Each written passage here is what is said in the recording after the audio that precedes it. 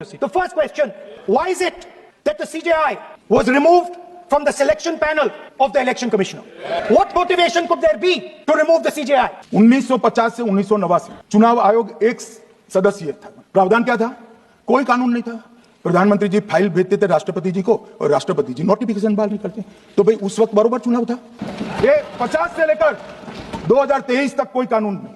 बाद में 2023 में सुप्रीम कोर्ट ने कहा कि भाई चुनाव आयुक्त की नियुक्ति थोड़ी पारदर्शी थी, सुझावी था, ऑर्डर नहीं था। हमारे सॉलिसिटर जनरल ने वहां कंसेंट दी तो उन्होंने कहा कि भाई हमें कानून बनाने में थोड़ी देर लगेगी और हमें इस पर कंसल्टेशन भी करना पड़ेगा, चुनाव आयोग से भी करना पड़ेगा।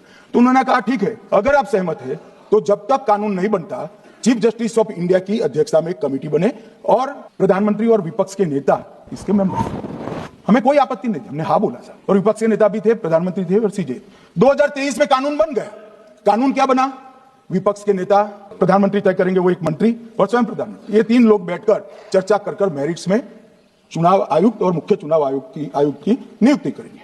मान्यवर, हमारे टाइम में तो और पारदर्शी। ये कह रहे हैं हमारा तो 33% ही हिस्सा है। वही 33% तो है ना, हमारा तो हिस्सा ही नहीं था। In December 2023, this government changed the law.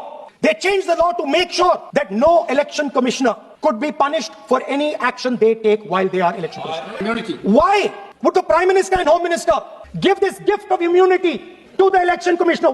मान्यवर, representation of the people act 1950 में ही ईसीआई के अधिकारियों को जो इम्यूनिटी प्राप्त है उससे जरा भी बढ़ोतरी नहीं करी। हमने सिर्फ रिप्रेजेंटेशन ऑफ 1951 के एक्ट को पुनरावृत्ति की है। ये प्रावधान है मान्यवर, और वो प्रावधान को 23 के कानून में इसको भी हमने संरक्षित किया है मान्यवर। इतने सारे वकीलों को राज्यसभा दे रखी है, भगवान जाने क्या करते हैं सर, अपने नेता को ब्रीफ भी नहीं करते।